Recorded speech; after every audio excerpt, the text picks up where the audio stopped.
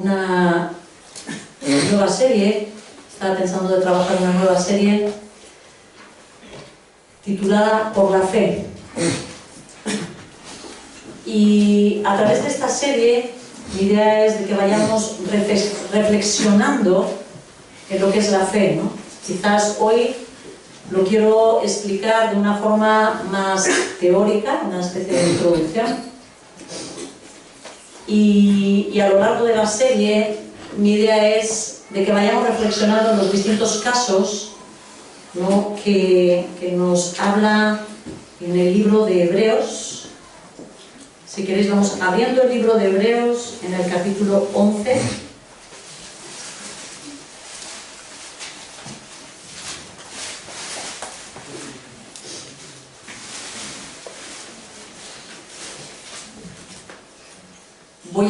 Voy a empezar a leer, no sé exactamente dónde me detengo, pero lo que quiero sobre todo es que nos situemos de qué habla este capítulo de la fe. Tengo un cierto temor de que el tiempo se nos vaya. Y empieza así, dice: ahora bien, la fe es la garantía de lo que se espera, la certeza de lo que no se ve. Gracias a ella fueron aprobados los antiguos. Por la fe entendemos que el universo fue formado por la palabra de Dios, de modo que lo visible no provino de lo que se ve. Por la fe Abel ofreció a Dios un sacrificio más aceptable que el de Caín, por lo cual recibió testimonio de ser justo, pues Dios aceptó su ofrenda. Y por la fe, Abel, a pesar de estar muerto, habla todavía. Por la fe, Enoc fue sacado de este mundo sin experimentar la muerte. No fue hallado porque Dios se lo llevó, pero antes de ser llevado, recibió testimonio de haber agradado a Dios.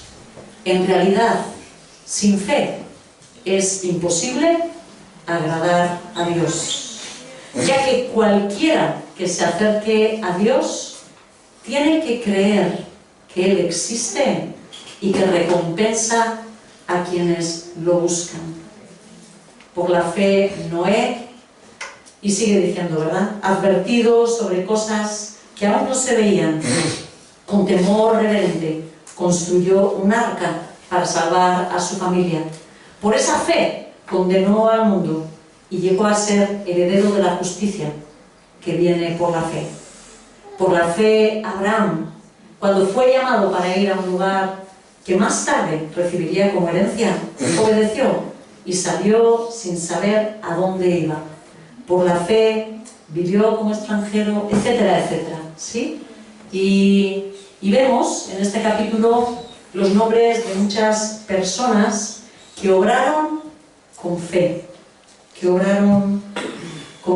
Entonces, mi objetivo es lo que entendía, ¿no?, cuando estaba leyendo esto, me vino así como tan claro, ¿no?, esa idea de ir trabajando, que vayamos meditando en cada caso, ¿no?, de estos hermanos que han vivido por la fe, con la confianza y la petición a Dios que nos ayude a vencer nuestra incredulidad, la incredulidad de casa de oración, ¿sí?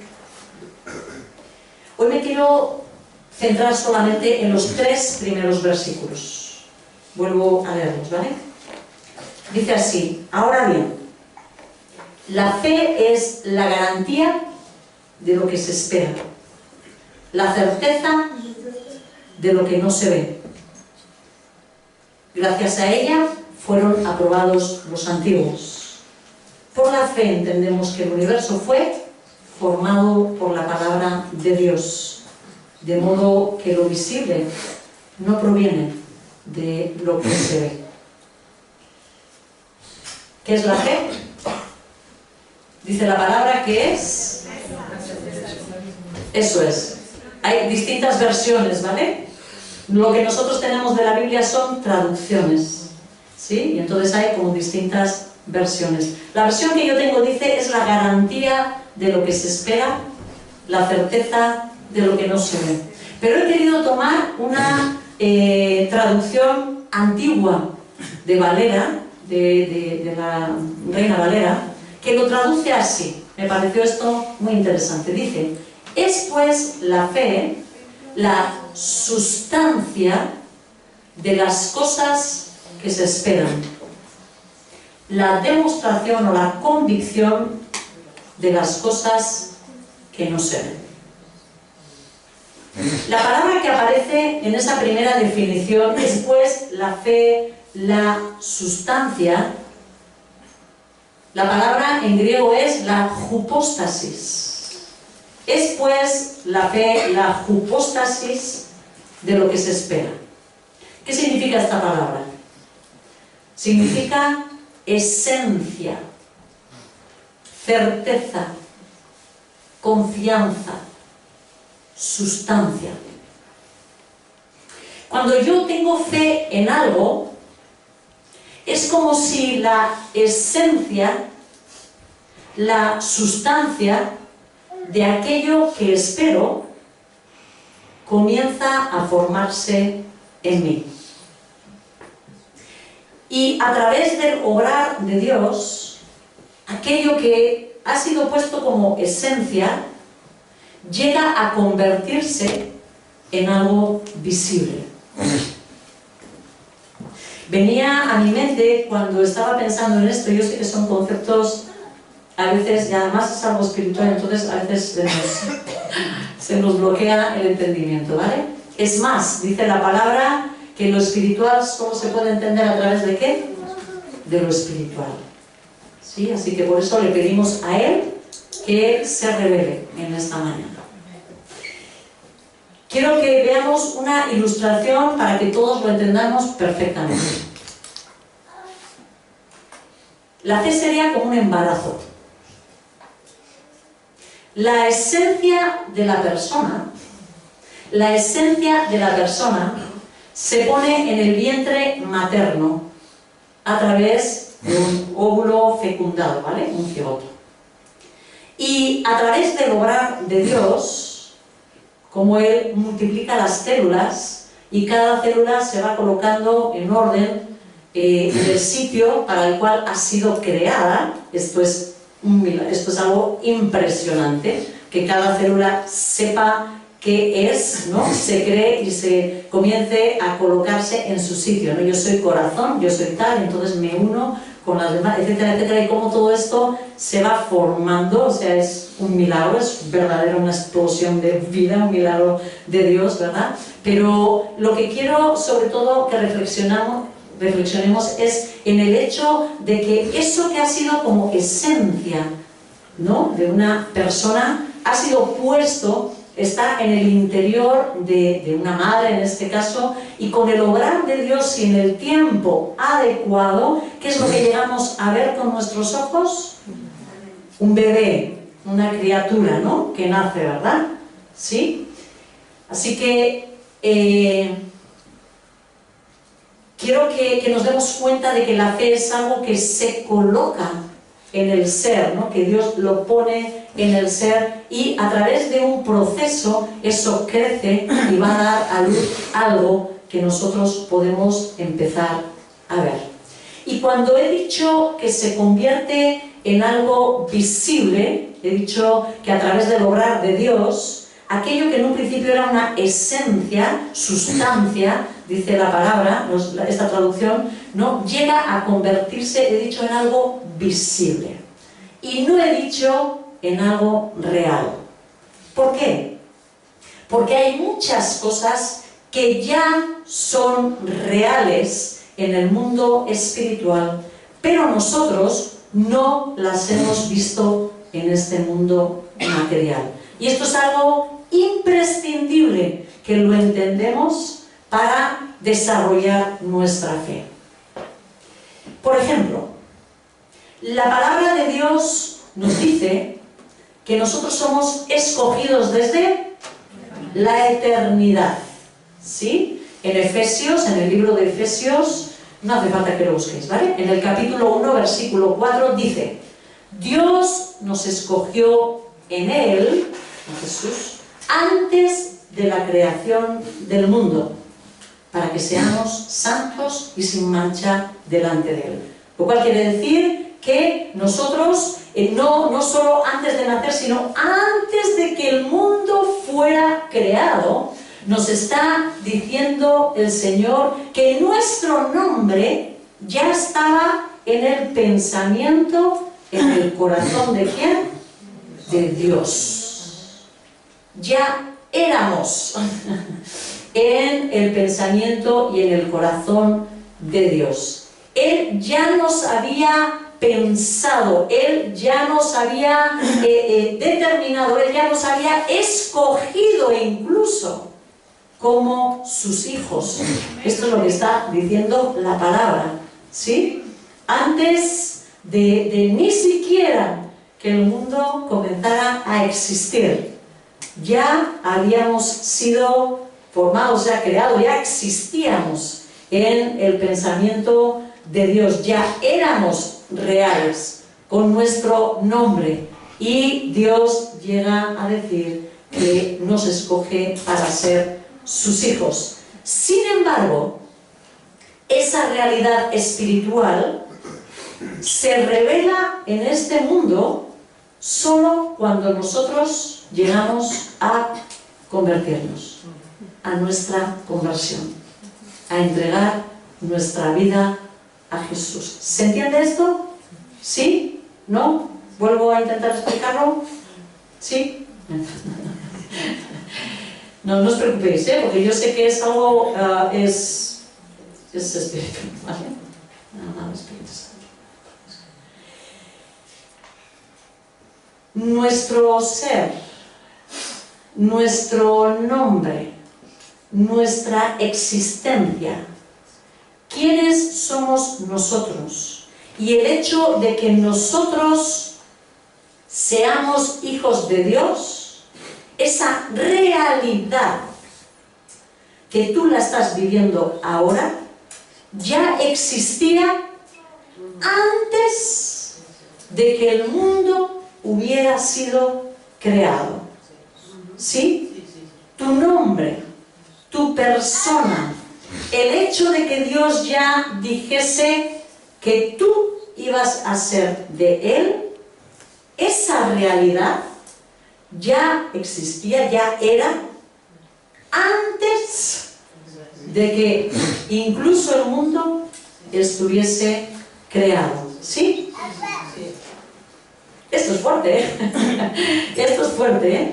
El pensar que ni siquiera Dios tiene que estar esperando a que llegue el mundo para empezar a pensar en ti. El hecho de que no tiene que estar pensando, ¿no? Ahora sabemos que estamos esperando a Raquel, ¿no? Que todavía está en ese proceso de incubación, y sin embargo sabemos que Dios ya la estaba pensando antes de la propia creación de la tierra, ¿sí? Y de Raquel todavía no lo sabemos, pero de muchos de los que estamos aquí sabemos que Dios estiró, o bueno, esta ya es cosa mía, ¿vale? Pero puso su dedo sobre nosotros, ¿no? Y dijo: tú eres mío, ¿no? Llegará el momento, ¿vale?, de que los ojos de esta dimensión, porque lo que ocurre es que los seres humanos estamos en una dimensión completamente limitada, ¿vale? 3 dimensiones solemos decir, ¿verdad? Alto, ancho y de fondo, ¿verdad? Es a lo que nuestros ojos humanos están limitados. Pero hay mucho más existente y real de lo que nuestros ojos humanos pueden llegar a ver, ¿no? Entonces, la persona, cada uno de nosotros, a pesar de que Dios ya nos tenía en la realidad, ya éramos reales, ya teníamos un nombre, ya nuestro nombre ya estaba escogido para Dios, a pesar de eso, desde hace tantísimo tiempo, cuando todavía no existía ni la historia, ni el mundo, ni nada, ¿sí? A pesar de eso, ha tenido que pasar un tiempo para que tú y yo veamos y sepamos que eso es real. ¿Se entiende esto? ¿Sí? Ha tenido que pasar tiempo.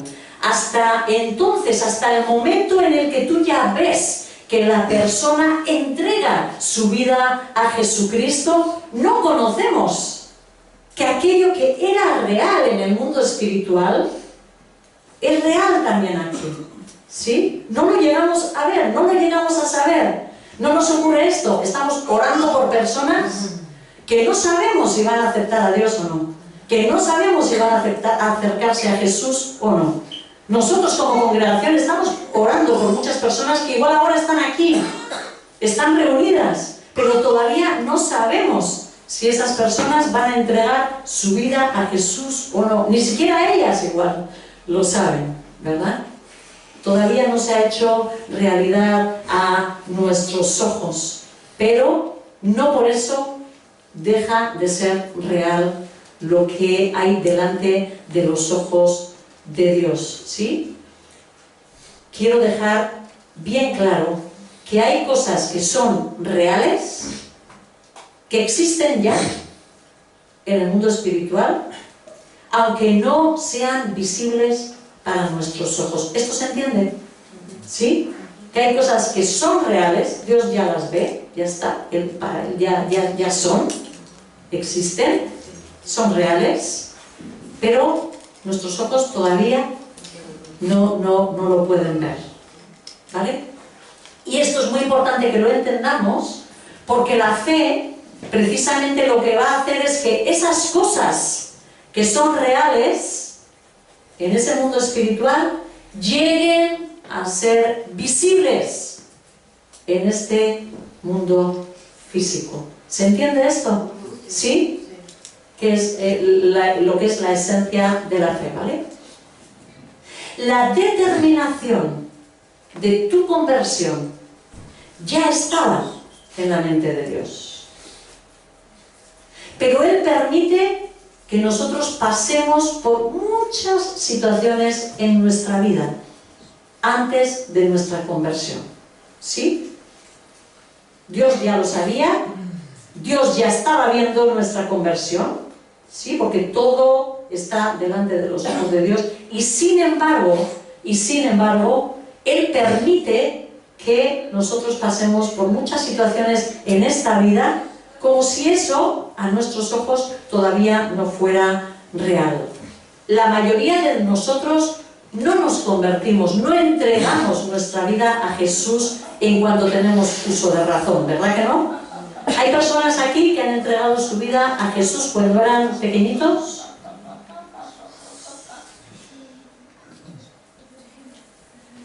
¿No? Sí, yo recuerdo Julen, yo creo que igual 4 añitos, que ya estaba como en ese deseo de tener como esa relación con Jesús. Pero la mayoría no, ¿no? ¿Tú? Seguramente. Yo de chavalita sí, muchas veces iba y que tenía esa necesidad y levantaba las manos y todo sentía, pero bueno... De esa relación con Jesús, ¿verdad? Pero luego se tuerce todo, ¿verdad? Sí. Luego se tuerce de una manera alucinante, ¿verdad? Sí. La verdad es que la mayoría de nosotros no hacemos esa entrega en ese momento. Más bien crecemos, vivimos y desarrollamos nuestra rebeldía, nuestras luchas, nuestra entrega a todo ese mundo de pecado y de perdición. Unos se entregan a la inmoralidad, otros empiezan a desarrollar adicciones, ¿sí? Ya sea a las drogas, al alcohol, al tabaco, a pastillas, al juego, a las compras, a tantas cosas, ¿verdad? Otros se implican en prácticas de ocultismo, empiezan a buscar su vida por ahí. Otros viven un proceso de falta de perdón, con sentimientos de rechazo, ¿no? Han recibido rechazo y ellos empiezan a vivir toda una vida alrededor de todo eso, ¿no? Atados a la amargura, a la inseguridad, a la envidia, etcétera, etcétera, ¿no? Y quizás la realidad es que muchos de nosotros hemos estado atados a unas cuantas cosas de esas, ¿verdad? Porque normalmente el pecado no va solo, ¿eh?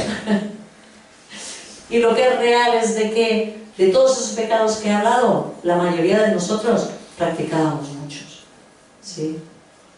Probablemente el mensaje del Señor incluso haya llegado a tu vida más de una vez. ¿Cuántos tienen la certeza que han entregado su vida a Jesucristo aquí? Vale. ¿Cuántos de vosotros que habéis entregado vuestra vida tenéis, o sea, habéis experimentado a lo largo de ese tiempo, antes de conocer a Jesús, que ha venido el Señor varias veces a llamar a tu corazón? Yo creo que las mismas, ¿verdad? Las mismas manos, ¿sí?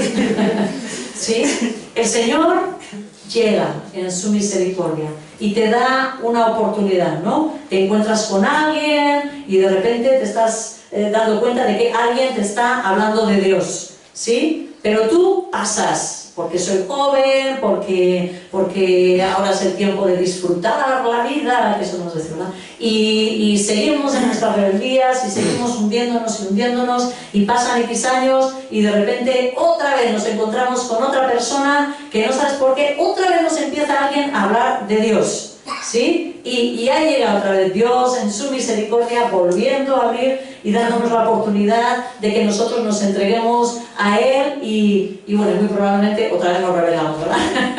Algunos dicen sí, unas cuantas veces, ¿no? Esa es la realidad, esa es la realidad. La realidad es que muchas veces el Señor viene más de una vez y en muchas de ellas le hemos rechazado. Sin embargo, la realidad delante de Dios es que tú eres un hijo, una hija que has estado en un proceso de formación, ¿sí? Como Él te ve, ¿sí? Es que tú eres su hijo, eres su hija y sin embargo has estado en un proceso de formación. ¿Cuántos de nosotros, cuando ya nos hemos entregado al Señor, empezamos a mirar nuestra vida para atrás y decimos, de la que nos ha salvado, de la que nos ha salvado, de la que nos ha salvado, con el desmadre que yo llevaba en mi vida, de lo que me ha librado el Señor, de enfermedades, de accidentes, de tantas y tantas cosas, y uno empieza a decir, de la que me ha librado, cómo aquí me guardó, cómo en aquella ocasión no me ocurrió, ¿no? Igual hay desastres que han ocurrido en otras personas y tú ves y sientes que tu vida ha sido guardada una y otra vez, ¿no? Estoy viendo aquí a Miren y a Gorka, pero barbaridades, o sea, creo que Gorka han sido 5 accidentes. 3 seguidos el mismo día. 3 seguidos el mismo día, ¿sí? De coche, pero volando, 3 seguidos. Sí, bestial, o sea, como para decir, no, lo mato, no, lo remato, ¿vale? Bueno, pues, aún y todo, cuando Dios ha determinado que Gorka despierte, no consiente ni con 3 golpes de accidente de coche, ¿verdad? Que salió de los 3, o sea, golpes serios, estamos hablando de haber podido morir en ese acto. Uno le lanzó, otro pasó por encima y el otro frenó con él. Pues sí, aún con eso, si el Señor ha tomado, tiene la determinación de que todavía no ha llegado el día en que Gorka despierta a lo espiritual, Gorka no se muere. Sea como sea, Gorka no se muere porque no ha llegado el día en el que tiene que conocerle, que tiene que escuchar el mensaje, que tiene ese mensaje que hacer vida en él, ¿sí? Y el Señor nos guarda. Es una realidad en el mundo espiritual de Dios de que somos suyos, pero en este mundo no lo pueden llegar a ver nuestros ojos hasta que nosotros veamos esa entrega, ¿no? ¿Qué vemos en realidad? ¿Qué ves en aquella persona por la que estás orando? Miseria. Rebeldía. ¿Eso es lo que ves en este momento? ¿No? dureza de corazón. Tú dices, Señor, pero ¿cómo puede estar tan duro de corazón? Pero ¿cómo puede ser que no, con todo lo que yo le hablo, con todos los milagros que tú estás haciendo delante de esa persona, cómo puede todavía negarte, cómo puede rechazarte? Y ante nuestros ojos es una lucha impresionante, porque nuestros ojos no lo ven. Pero ¿qué tenemos que hacer? Lo habéis dicho ya en la alabanza, es que ha sido impresionante, porque yo estaba escuchando y yo digo, pues está aquí el mensaje, Padre. Tenemos que aprender a abrir nuestros ojos espirituales para verlo, para saber fijar en esa realidad que muchas veces el Señor nos ha dicho, sí, ahí tengo a mi hijo. Y cerrar nuestros ojos a lo físico, ¿verdad? Y seguir abriendo a lo espiritual y decir, Señor, ayúdame a que mis ojos estén fijos en aquello que tú me dijiste. Y rechazo aquello que mis ojos en este momento están viendo, ¿no? Alguien duro de corazón, alguien rebelde, alguien que te rechaza, alguien que está en contra de ti. Porque la verdad es que todos los que estamos aquí hemos sido esos enemigos, hemos sido nosotros aquellos que nos hemos rebelado contra Dios. Nosotros hemos sido aquellos duros de corazón, ¿verdad o no, hermanos? Verdad. Por eso sabemos lo que ellos viven, por eso sabemos lo que ellos piensan, ¿no? A veces se nos va olvidando con el tiempo, con el paso del tiempo, ¿no? Y cuando uno ve lo espiritual tan evidente que dices, ¿será posible? ¿Será posible que no lo entiendas? ¿Será posible? ¿No? Pero cuando uno está con los ojos cerrados, uno está con los ojos cerrados, ¿verdad? Así que la fe es tener esa sustancia. Voy a usar esa palabra, ¿vale? Que está ahí en esa traducción de Valera, ¿vale? Esa sustancia, esa esencia de las cosas que se esperan, es lo que está diciendo la palabra, ¿no? Todo aquello que nosotros esperamos o que ocurra, todo aquello que nosotros esperamos en lo que tenemos fe, tiene que estar en esencia, colocada en nosotros, ¿sí? Y esa esencia se va a ir incubando en nosotros, ¿no? Vamos a incubar algo que todavía no es, que todavía no ocurre, que no será, pero que tú sabes y estás confiado o confiada en que va a llegar el momento de verlo con tus ojos físicos, ¿no? Si seguimos con el ejemplo de la salvación, la fe que nos lleva a la salvación, la fe que nos lleva a la salvación es esa semilla que el Señor coloca en nosotros de convicción de que la obra que Jesús hizo en la cruz, llevando esos pecados del mundo, era válida para nuestros pecados. Lo voy a volver a repetir. Perdonad una cosita. Le he visto a Marla, que ha venido con la niña, y no sé si está en la guardería. Digo, Marla, es una mujer que ha venido hoy de visita. Lo digo por si pudiéramos ayudar para que ella pudiera estar aquí, o no sé. Sí, para que ella pueda estar relajada, no sé, escuchando, ¿vale? Voy a volver a decirlo, ¿vale? Ahora lo que quería hacer es analizar cuál es la fe que nos trae la salvación.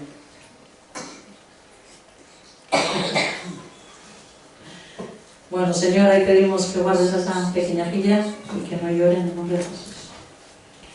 Mirad, lo que quiero ahora es que analicemos, ¿vale? La fe, que es la que nos va a llevar a la salvación. ¿Qué es eso? Porque muchas veces se puede tener fe en muchas cosas, como hemos dicho, ¿verdad? La fe que nos va a llevar a la salvación es precisamente una semilla que la coloca, ¿quién? Dios mismo, nos dice la palabra, que nos coloca a nosotros esa esencia, ¿sí? Que nos da la convicción de que la obra de Jesús, la obra que Jesús hizo en esa cruz, esa obra que nos dice la Escritura que fue para cargar con el pecado del mundo, para pagar el precio que nosotros debíamos ante esa justicia de Dios, esa confianza de que Jesús estaba haciendo una obra sustitutoria por sus pecados. No. ¿Por los de quién? Por los nuestros, ¿sí? Ese lugar que Él tomó, que no le correspondía a Él, sino que nos correspondía a nosotros, a ti y a mí, ¿no? El hecho de tener la convicción de que esa obra es válida para mis pecados.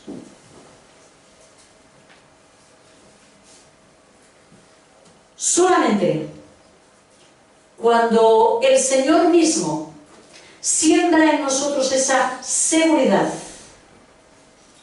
y es de repente como si nosotros pudiéramos empezar a verlo, ¿vale? Que cuando Jesús estaba en esa cruz, Él estaba pensando en ti.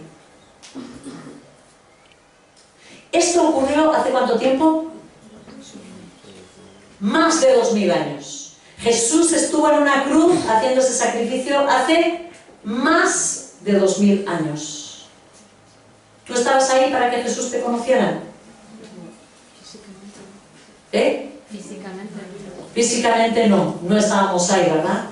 Pero la fe que el Señor pone en nuestro corazón hace sentir una completa seguridad y convicción de que ese sacrificio era el pago de mis rebeliones. ¿Se entiende esto? ¿Sí? Eso que el Señor pone en nuestros corazones, esa fe, es una seguridad completa. Es como que tú llegase a un momento en el que estuvieses como completamente convencido y supieras a ciencia cierta que Jesús, estando en esa cruz, derramando su sangre, te tenía a ti en el pensamiento. ¿Sí? Una convicción completa de que allí estaban tus pecados siendo pagados, ¿no? Ese sacrificio era válido para ti. Ese mensaje que muchas veces lo has escuchado sin que pase nada. Ese mensaje que es algo que puede llegar a ser algo simplemente teórico, ¿no? ¿Sí? ¿Cuántos de nosotros sabemos? ¿Hayamos entregado nuestra vida a Jesús o no? ¿Cuántos de nosotros hemos oído de que Jesús murió por nuestros pecados? Todos. ¿Sí? Pero es una teoría hasta que no recibimos esa sustancia.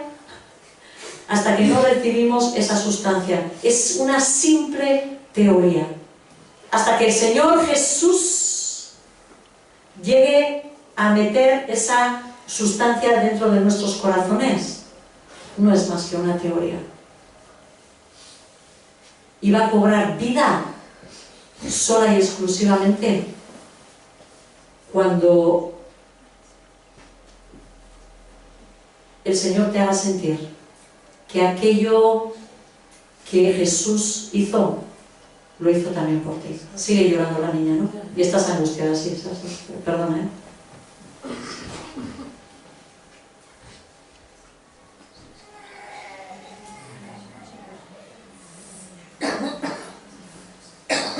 Cuando esta fe es derramada en nuestro corazón, cuando esta fe es derramada en nuestro corazón, cuando esta convicción de algo que es teórico comienza a convertirse en vida, cuando tú dentro de ti mismo comienzas a sentir de que Jesús estaba llevando esos pecados, entonces se produce un milagro en tu interior. Un milagro en tu interior. El peso de esos pecados que te angustiaban, de repente empieza a desaparecer. Hay personas que a mí por lo menos me han expresado así, ¿no? Me han dicho, me siento más ligero, me siento más ligera. Siento como que un peso terrible ha caído de encima de mí, ¿no? ¿Por qué? Porque es algo que era real en lo espiritual. Tú no estás viendo como ese peso terrible que estaba sobre ti en lo espiritual ha sido despojado a través de eso que ha ocurrido, ¿no? Que ha pasado en esa dimensión, ¿no? Y dice la Escritura que entonces nace una nueva persona espiritual, una que tiene una mente distinta. Surge una criatura nueva. En realidad, en la conversión, lo que vemos es un acontecimiento de una resurrección. Dice la Escritura que nuestro espíritu estaba muerto. Que nuestro espíritu estaba muerto. Y en ese momento de la conversión, que tú no ves nada, ¿vale? Que tú lo único que ves igual son lágrimas, igual lo único que has hecho ha sido llorar y llorar delante de tu Dios, porque una consciencia de tu pecado, de lo horrible de tu pecado, ha llegado a tu vida, y cuando tú has clamado y clamado, ¡pum!, empieza a aparecer, a crearse algo dentro de tu interior. Una nueva persona cobra vida por la acción del Espíritu Santo. Como dice Jesús, nos es necesario nacer de nuevo. Empieza a surgir una nueva criatura. Ese espíritu que dice la Escritura que estaba muerto dentro de nosotros es tomado por el Espíritu Santo y comienza a tomar vida, ¿sí? Todo este proceso de vida se produce a través de la fe. Esto es una obra de la fe, ¿sí? De ese don que dice la Escritura que es un don de Dios. En el versículo 2 nos dice que gracias a ella fueron aprobados los antiguos. Quiero explicar este versículo.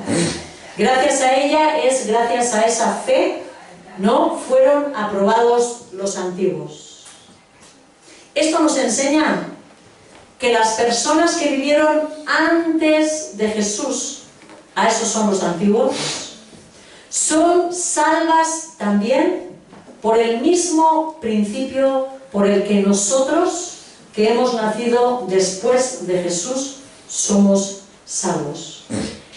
Ellos desarrollan la misma fe, lógicamente no es exactamente en Jesús, como lo hemos hecho nosotros, sino en esas promesas, en esos pactos que el Señor hizo con ellos, y Dios dio por válida esa fe para aplicarles a ellos también el poder de la salvación por la obra de Jesús. Dios les salva a ellos también por el mismo principio de la fe. ¿Se entiende esto? ¿Sí? Aquellas personas que creyeron en las promesas, aquellas personas que creyeron antes de la existencia de Jesús, también son salvas por lo mismo, ¿no? Verdaderamente la fe puede implicar cosas que son externas. Estaba intentando meditar, ¿no?, sobre la fe. Me daba cuenta de que hay cosas que son externas a nosotros. Ocurren, como la salvación, ¿no?, y la obra de Jesús, ocurre y no depende de nosotros. Luego ya nosotros creemos o no creemos en ello, ¿no? Pero la obra de Jesús fue un hecho público, un acto histórico, ¿sí?, que implicaba una realidad espiritual, eso es verdad. ¿Sí? Ocurren muchas cosas a través de aquello que estaban viendo los ojos de una muerte, y nosotros lo podemos creer o no lo creemos, ¿vale? Si lo creemos, ya hemos visto el efecto que produce esa fe, esa nueva vida, y si no lo creemos, traeremos también hacia nosotros una condenación, ¿no? De igual forma, de igual manera, hay con la fe, es algo, un acto externo, que es lo que nos habla el versículo 3, es algo independiente de nosotros. Dice en Hebreos y el libro de Génesis también que el universo fue formado por la palabra de Dios. ¿Qué implica esto?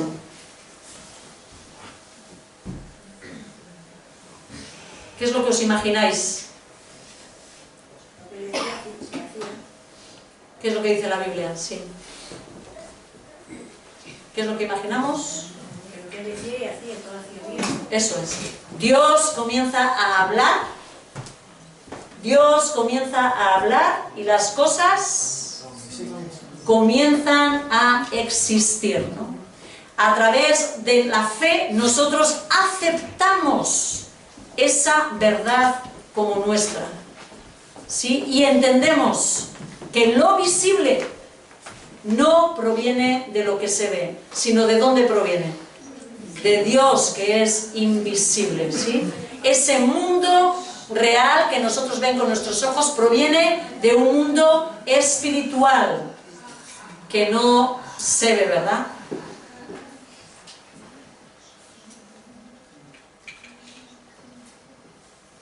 Este hecho de la creación también lo podemos creer o no creer.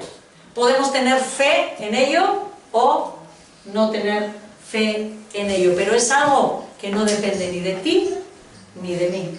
El mundo fue creado por Dios y se acabó. Lo creamos o no lo creamos, ¿no? Es otra verdad que Dios permite que la escuchemos y que nosotros reaccionemos con fe, aceptando, confiando plenamente en ello o no, ¿no? Con sus consecuencias, Pero también hay asuntos de fe que nos implican a nosotros. Puede haber algo que Dios nos pida directamente a nosotros. Puede ser que Dios nos dé una promesa. Quizás Dios ha entrado en tu vida trayéndote una palabra, una promesa concreta en la que quiere que tú creas, que confíes, porque Él te quiere utilizar a ti para producir y traer su reino a esta tierra. ¿Sí? Y esto es algo de seguro. Si tú eres su hijo, Él quiere utilizarte para que tú traigas su reino a este mundo. Estamos para ello. Como dice el Padre nuestro, venga tu reino, Señor. Venga tu reino, Señor. Y para eso Dios normalmente nos usa a nosotros, nos usa a sus hijos. ¿Sí? Vamos a ver, y iremos viendo, ¿no? Es lo que queremos hacer en esta serie, ver los casos de Abraham, de Abel, de Moisés, de Rahab, de muchos otros hombres y mujeres a los que Dios retó con pactos, con promesas, con juramentos en los que debían de esperar con completa confianza y obrar en consecuencia. Estos son esos antiguos, ¿no? Estos nombres de los que hemos hablado antes. La fe puede tener una fuerza y un efecto poderoso. Como hemos visto, la fe puede transformar a una persona espiritualmente muerta en una persona con vida y vida plena, con vida abundante, dice la Escritura, ¿no? Esa conversión, decíamos que es un milagro de resurrección. Vamos a leer el versículo en Mateo 17, versículo 20.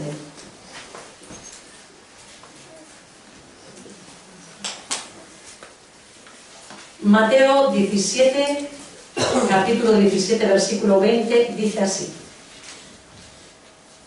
Os aseguro que si tuvierais fe tan pequeña como un grano de mostaza, podríais decirle a esa montaña: trasládate de aquí para allá, y se trasladaría. ¿Es Jesús mentiroso? No. Y sigue diciendo: para vosotros nada resultaría imposible. Imaginaos la fe que tenemos, ¿eh?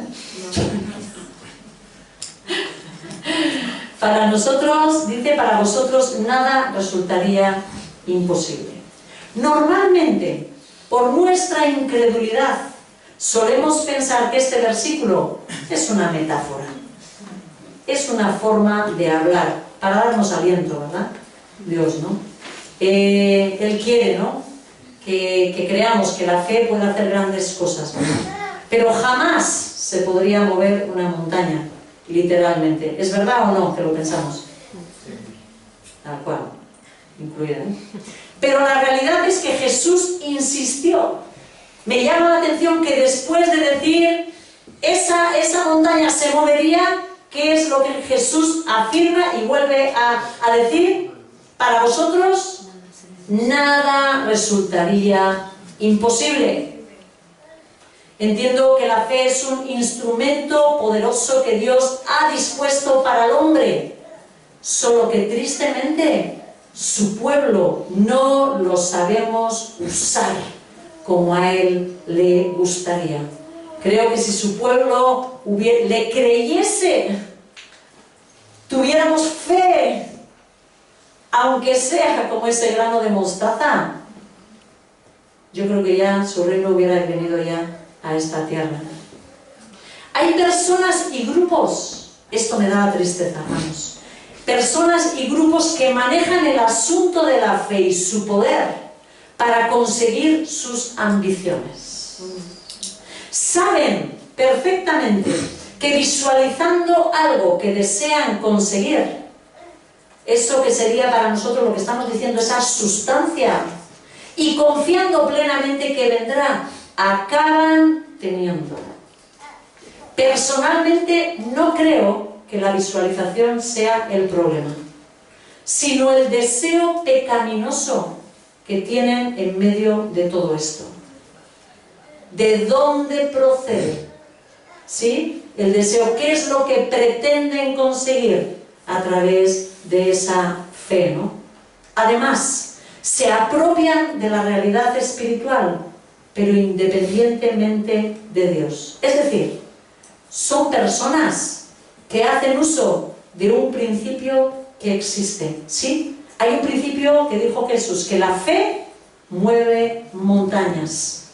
Dios mismo lo ha establecido, pero hay mucha gente que lo usa para su propio beneficio.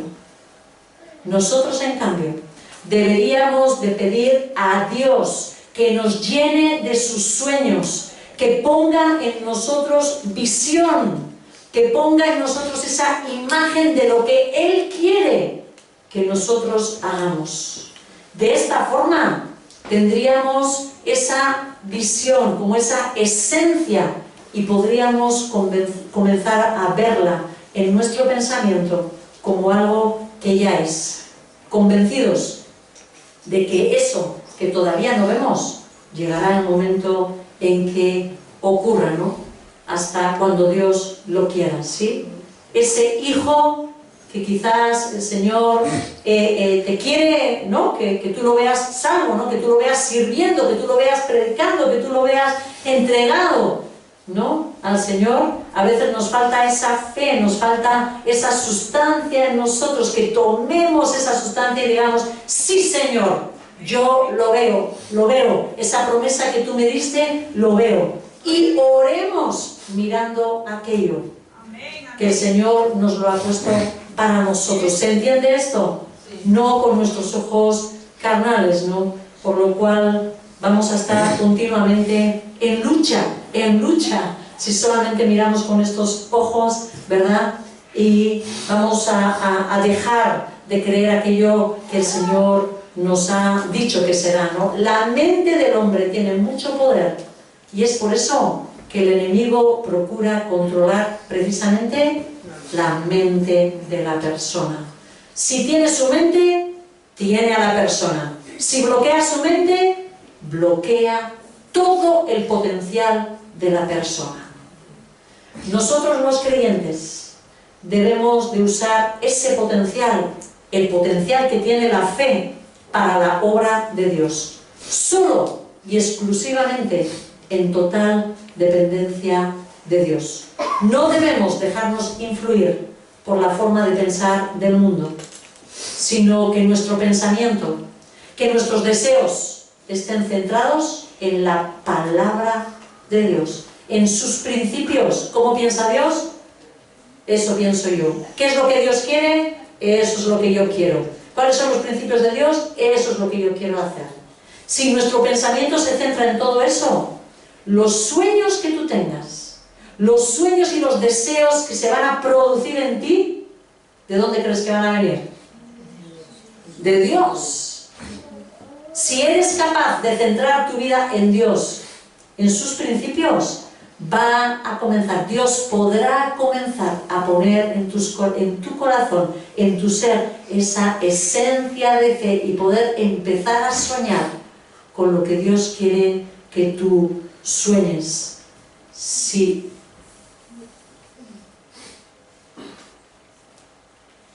Nuestra carne, si no lo hacemos de esa forma, es la que va a tirar, la que va a gobernar nuestros sueños, la que va a empezar a decir cuáles son nuestros deseos.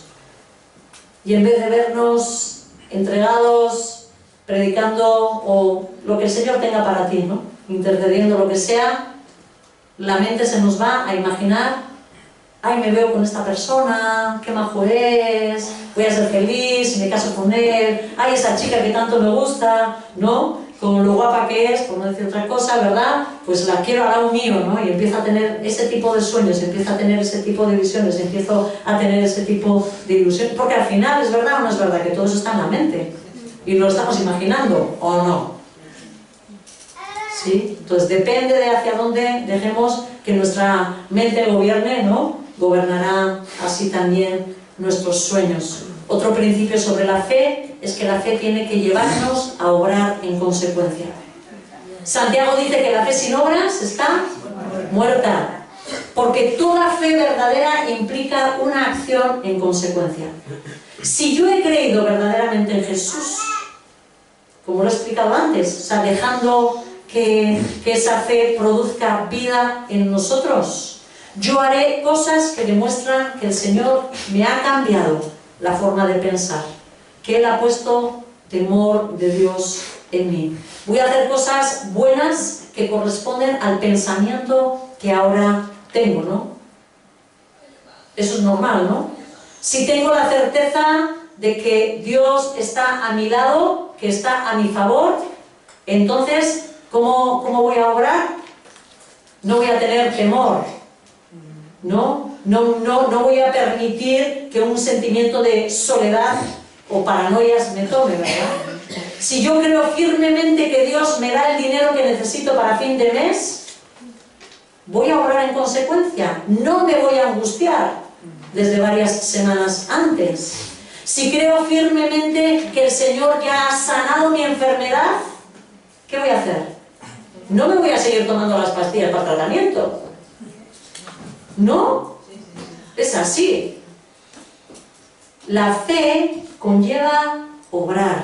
La fe conlleva que me lo creo y obro en consecuencia. ¿Sí? Obramos en base a la fe que tenemos. Por tanto, según nos comportemos, demostramos si tenemos fe en algo o si no lo tenemos. ¿Cuál es el principal enemigo de esa fe? La incredulidad. Que ya expliqué en su día, ¿verdad?, que hay muchos grados de incredulidad. Nosotros, si estamos aquí, si hemos entregado nuestra vida a Jesús, desde luego no tenemos esa incredulidad extrema, ¿no?, que dice que Dios no existe y cosas de esas, ¿verdad? Pero hay muchos niveles de incredulidad dentro de nosotros. Podemos tener dudas de sus promesas, podemos tener dudas de su llamado, ¿verdad?, cosas que igual Él nos pide que hagamos, incluso incredulidad cuando pedimos a Dios algo. Santiago nos exhorta a pedir a Dios con fe, dice, sin dudar. Porque quien duda, dice la palabra, es como las olas del mar, agitadas y llevadas de un lado para otro, ¿no?, por el viento. Quien así, dice, quien es así no piense que va a recibir cosa alguna del Señor. Si la fe, ahora termino, si la fe es la sustancia, ¿sí? Eso que tenemos que tener aquí dentro, esa sustancia de lo que esperamos, pedir a Dios algo sin fe, me voy otra vez al otro ejemplo, pedir a Dios algo sin fe sería como no tener relaciones sexuales y esperar tener un hijo. ¿Sí? No pongo nada, no permito que el embrión se forme y estoy esperando a tener una persona. ¿Sí? De igual manera, podemos estar pidiendo a Dios con nuestra boca y nuestra mente que Él nos conceda algo, pero como no está la esencia en nosotros, como la sustancia no está todavía en nosotros, esa fe no está ahí, no hay nada que estamos incubando. Y por supuestísimo, no hay nada que vamos a recibir. Y esto es lo que nos pasa, hermanos, muchas veces. Pedimos con el intelecto, pedimos con nuestra palabra, ¿sí? Pero no tenemos fe en lo que nosotros estamos clamando. Y por eso no recibimos aquello que pedimos, ¿sí? Creo en lo personal y como congregación que no estamos recibiendo muchas cosas que Dios estaría dispuesto a darnos por nuestra falta de fe, porque no recibimos de Dios esa esencia por la cual clamar, porque no nos disponemos realmente para que Dios nos use, para incubar sus sueños, ¿sí? Como que no tenemos esa disposición, nos ponemos en dudas, ¿sí o no? ¿No? La incredulidad que hay en nuestras almas nos roba esa sustancia. Igual Dios te ha llamado a algo, igual Dios te ha prometido algo, igual Dios te está pidiendo algo, pero ¿qué ocurre? Llegas a incredulidad y cuando no nos damos ni cuenta, ¡fum!, se robó la sustancia que Dios había puesto en ti. Habías comenzado a pensar que Dios quería contar contigo y sin embargo, ahora ya lo dudas. Se te fue robado. Dejamos de orar o seguimos haciéndolo, pero ya sin convicción en nuestros corazones. ¿Os ha pasado alguna vez algo que el Señor os ha dicho, algo de lo cual habéis estado convencidos, pues en el momento en el que el Señor os lo ha dicho y pasa un tiempo, viene alguna lucha y de repente empezamos a dudar? ¿Será que me va a usar a mí? ¿Será que yo voy a poder? ¿No se habrá equivocado persona? Yo creo que son mis pensamientos. Yo creo que se me empieza a ir un poco la olla, ¿eh? En esta casa de oración que siempre nos están hablando, ¿verdad?, de fe, yo creo que se me empieza a ir un poco la olla, ¿verdad? Igual empezamos a pensar algo así. Y la duda y la incredulidad, que siempre van juntas, se te robaron aquello que el Señor quería hacer a través de ti. Y al final no das a luz nada, porque ya no estás incubando nada. Y si algo pasara de aquello que estabas pidiendo, ¿qué solemos decir normalmente cuando vemos el milagro, hermanos? Confesémoslo. Qué suerte, qué increíble. ¡Qué fuerte, qué increíble! ¡Qué increíble! Fijaros la palabra que usamos. ¡Qué increíble! Nosotros mismos, habiendo supuestamente venido delante de ese Dios diciendo, Señor, tengo fe en ti, cuando lo recibimos decimos, qué increíble. Estamos diciendo, esto ni se puede creer, ni se puede creer. Contradicción, ¿verdad? Pero de verdad que lo hacemos. Yo sé que son y media pasadas, pero solo os voy a pedir una cosita. Vamos a cerrar los ojos, por favor. Bueno, aquí se han acabado las pilas de todos nosotros, ¿eh? Quiero que, por favor, que escuches en este momento al Espíritu Santo, ¿vale?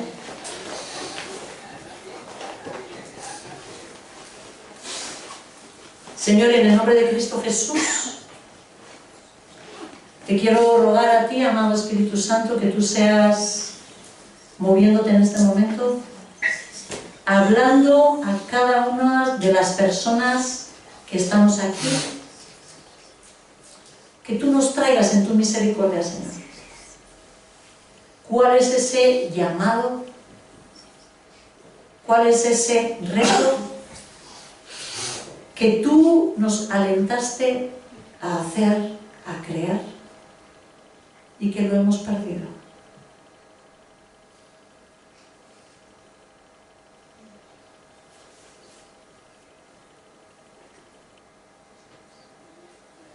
Señor, en tu misericordia, rogarte, bendito Dios, que nos perdones.